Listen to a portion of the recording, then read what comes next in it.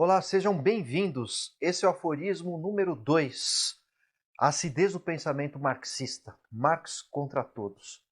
E você que acompanha a gente pelo YouTube, não deixe de fazer sua inscrição.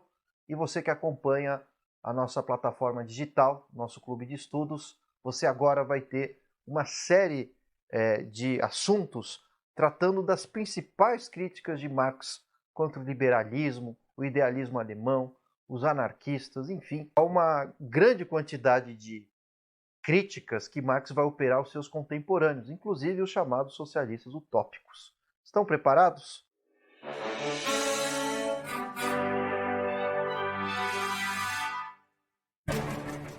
Bom, hoje o que eu queria discutir, e agora com vocês, é a crítica de Marx ao liberalismo. Quem já nos acompanha já deve ter visto um outro aforismo em que nós havíamos discutido a crítica de Marx ao liberalismo político. Eu queria começar por aqui, só recordando, para quem não viu ainda também, vai ser uma novidade, e depois a gente vai trabalhar a crítica de Marx ao liberalismo econômico, de Adam Smith, sobretudo. Bom, em relação ao liberalismo político, a grande crítica de Marx a Adam Smith é a noção de que a propriedade privada seria um direito natural. Bom, qualquer ponto de vista materialista histórico dialético, que é o que o Marx acabou constituindo, refere-se também a uma análise crítica de que não se pode tomar nada como natural, nada como divino no que diz respeito às relações sociais. Consequentemente, a propriedade privada ela não pode ser tomada como um direito natural. Na verdade, ela é uma construção social, fruto das relações de trabalho, fruto das formas como os seres humanos manipulam a natureza. Então, a propriedade, ainda que privada, ela só pode ter origem nas relações sociais. Ela é fruto das construções humanas. Ela não é, de forma alguma, natural. Bom, agora, outro ponto que me parece que é o mais destacável aqui é a crítica ao liberalismo de Adam Smith. Acontece que Adam Smith, quando escreveu A Riqueza das Nações, ainda no século XVIII, ele buscava expressar que o que garante o lucro são as relações de compra e venda. Né? Adam Smith, aliás, pressupunha que a livre concorrência, a livre iniciativa, a lei da oferta e da procura, a mão invisível do Estado, no final das contas, a ideia de que quanto menos o Estado intervém com taxas e impostos, mais você incentiva a riqueza e a prosperidade. Mas o que aparece de mais notório no Adam Smith é o seu individualismo. A ideia de que quanto mais você se esforça unicamente voltado aos seus interesses privados, quanto mais eu me dedico ao meu trabalho, quanto mais competitivo, egoísta e, por que não, avarento sou, indiretamente, isso acaba contribuindo com a riqueza de todos. Porque imaginemos, por exemplo, que nós, todos que estamos assistindo esse vídeo, nós constituamos uma sociedade. Então vejam que de repente eu sou produtor de vinhos e automaticamente eu estou concorrendo com outro produtor de vinho. De repente você que está assistindo agora. Quem vai vencer essa concorrência? Aquele que tiver o produto mais competitivo, ou seja, com melhor preço, melhor qualidade, e consequentemente, se eu perder essa disputa, eu vou procurar outra coisa para fazer na minha vida. Sei lá, vou vender cachorro-quente, eu vou dirigir Uber, eu posso fazer qualquer outra coisa da minha vida. Então, Adam Smith pressupunha que a riqueza ela surge exatamente dessa competitividade. E quanto mais o sujeito se volta unicamente, como eu disse, aos seus interesses privados, indiretamente você contribui com os outros que estejam fazendo o mesmo, concorrendo com seus pares. Então, de repente, outra pessoa que está nos assistindo aqui, ela produz parafusos. E ela está concorrendo com outros produtores de parafusos.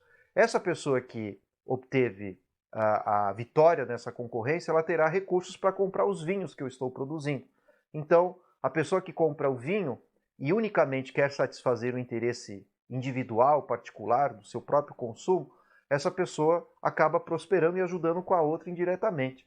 Essa é a ideia da mão invisível. Uma mão ajuda a outra, embora não seja esse o objetivo inicial. Cada um se volta ao seu interesse particular, seu interesse privado, e essa soma de interesses privados acaba gerando a riqueza da nação. Bom, mas o que mais chama atenção para o Marx do pensamento de Adam Smith é que o lucro, no final das contas, tem como origem essas relações de troca e venda.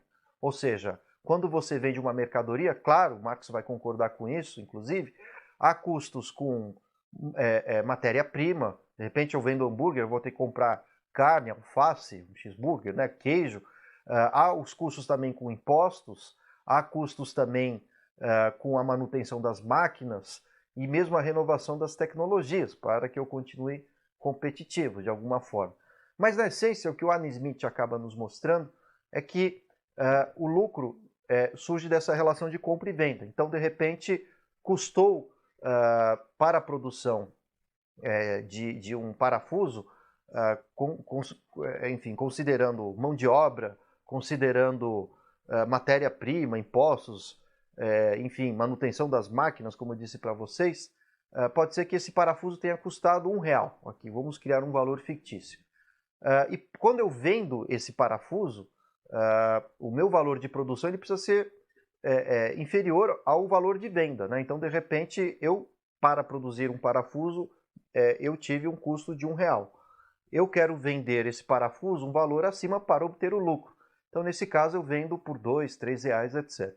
Então, é nessas relações de compra e venda e de um mercado, segundo Adam Smith, que se autorregulamenta, é que nós temos a propensão à geração de riqueza, de lucro.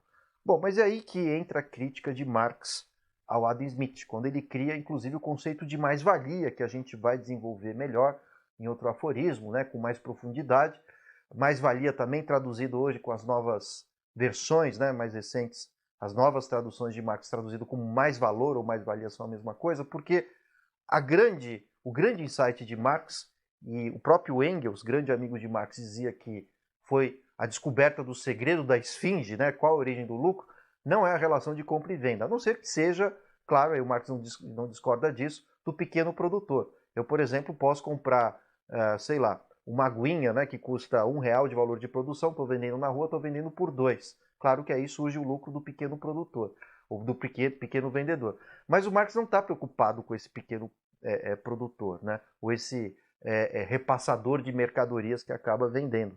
O Marx está preocupado com um grande capitalista, né, com um grande empresário. E o que o Marx vai perceber, e aí vem a crítica ao Adam Smith, é que o lucro surge de uma relação de exploração sobre o trabalhador. E aí que vem o conceito de mais-valia.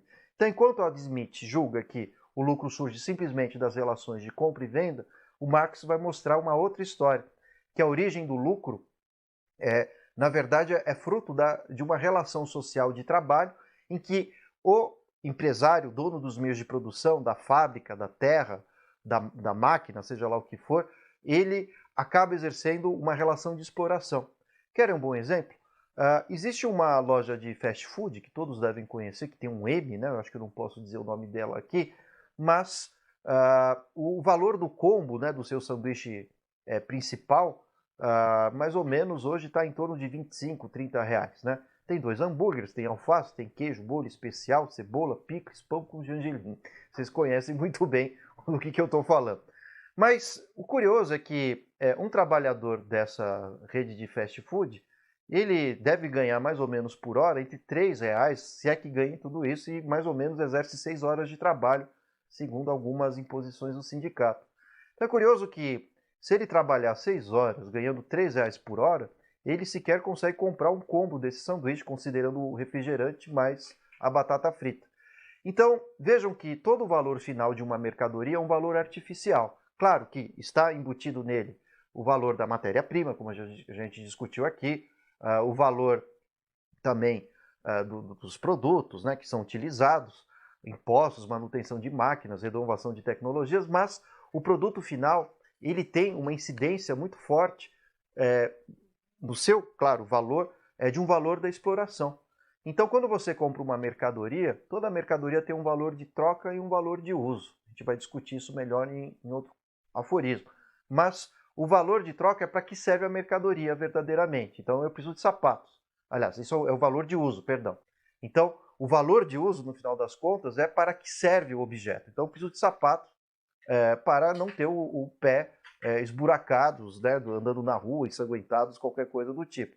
Agora, o valor de troca sempre tem um valor artificial. Vocês já devem ter visto uma empresa muito importante que produz celulares, né, que tem até uma maçã mordida, né, como totem, né, como marca, né?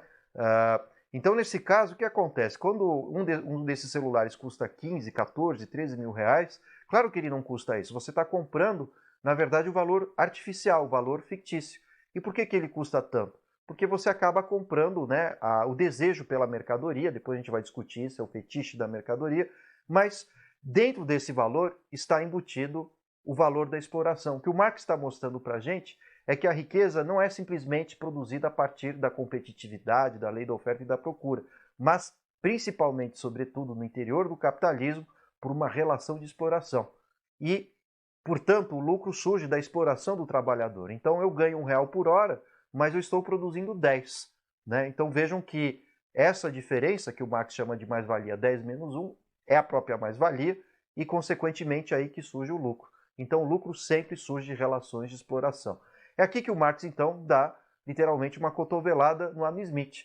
O lucro não tem outra origem do que a exploração da mão de obra, resultado da propriedade privada dos meios de produção, da terra, da fábrica, da máquina, e o trabalhador simplesmente vende a sua força de trabalho, que é o famoso proletariado. Então vejam que é com essa construção que o Marx derruba o argumento liberal de que o lucro simplesmente surgiria da troca e venda de mercadorias. Não é assim que funciona. O lucro, no interior do capitalismo, surge da exploração do trabalhador. Então vejam que, com esse aforismo, nós vimos a dupla crítica que Marx faz ao liberalismo político. A propriedade privada não é natural, mas uma construção social fruto das relações de trabalho, e o lucro, no final das contas, ele emerge de uma relação de exploração, jamais unicamente de uma relação de troca e venda. Espero que vocês tenham gostado desse aforismo. Não esqueçam de fazer aqui a inscrição no YouTube. E se você acompanha a gente na nossa plataforma digital, nosso clube de estudos, siga assistindo os próximos. E quem tiver curiosidade, vendo aqui pelo YouTube, expandir seus conhecimentos, façam a sua inscrição aqui no nosso site. Eu aguardo por vocês.